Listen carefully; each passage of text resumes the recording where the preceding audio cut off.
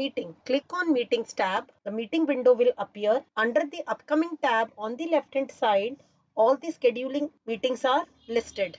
Click on Sapna Varshini's Zoom meeting for FDP. Now on the right hand side, click on Start. Another window for meeting room will open, and after connecting, the meeting has started. On the top left hand side, as you can see, the meeting is being recorded. As while scheduling the meeting, I have selected the option of automatically record meeting on the local computer. At the bottom, you can see the various meeting controls that we will see one by one. First one is to mute or unmute yourself, and clicking on the upward arrow, you can select one of the audio device. Similarly, the next one is start or stop your video. So if I start the video, your video will be relayed in the meeting room, and if you stop the video, then you can see the screen with the meeting details being displayed to the participants. Clicking on the upward arrow, you can check the other settings. And the next one is security. Select one of the various options available, like lock the meeting, enable the meeting room, and allow the participants to share screen, chat, and rename themselves. So let me select enable meeting room, and let me allow participants to share the screen and chat, and let me uncheck rename themselves. Then the next one is manage participants. If I click on this, I can see the list of participants being displayed on the right hand side. Since I've enabled the waiting room, one of the person is waiting to join the meeting. You can admit the participants one by one to join the meeting. So click on the admit button, and the participant will be allowed in the meeting room. You can remove the participant also if an unwanted participant wants to join the meeting. So this is one of the security feature being provided by the Zoom. So now one more participant has joined the meeting, and along with the participant name, you can see a mute and an unmute button. And then if you click on more, you can ask the participant to start the video. You can make the participant as host. You can allow the participant to record the meeting.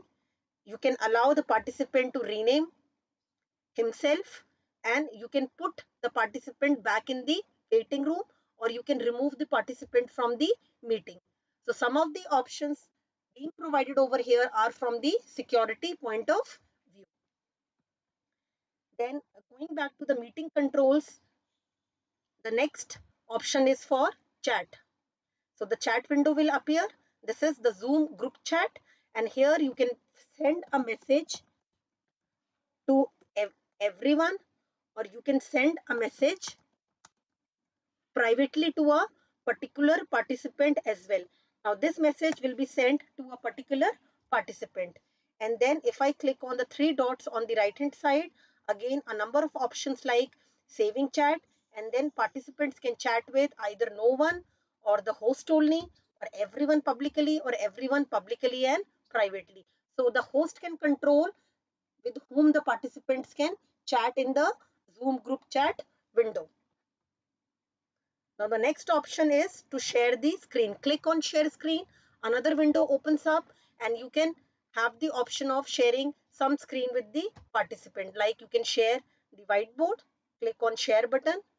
The whiteboard will appear, and the host, or if the participant has shared the whiteboard, you can freely draw something over here, or you can say select the text or type in something on the whiteboard.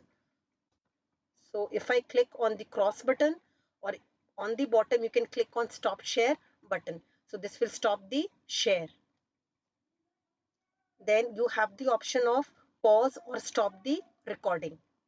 And lastly, you can end the meeting for all the participants. So now if I go back to the manage participants again,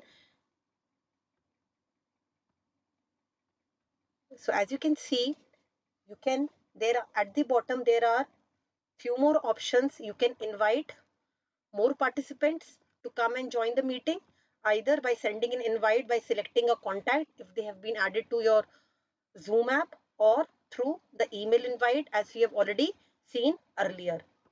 Then you can mute all the participants, and up to you if you want to allow participants to unmute themselves. And similarly, you can unmute all the participants. And if I click on the three dots on the right hand side, again some more options: mute participants on entry, allow participants to unmute themselves, allow participants to rename themselves, play, enter, exit chime, enable waiting room, lock meeting. So through the meeting controls, Zoom provides a lot of flexibility on how to control an ongoing meeting. So let us end the meeting now. So either you can leave the meeting, but if you leave the meeting, you will have to assign some participant as a host to keep this meeting running. So if I end meeting for all, now the recording of the meeting will be automatically saved on my local computer. So the meeting recording is being converted and automatically it will be saved on my local drive that you can later on share with the participants of the meeting.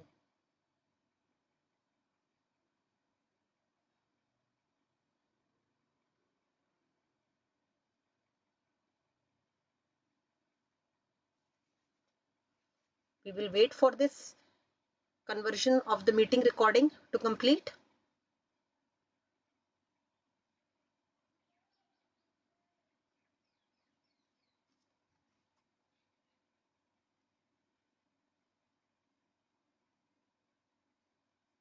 Automatically the folder is opened, and as you can see, okay, the meeting recording is saved under documents folder, then the Zoom folder, and then with the date and the time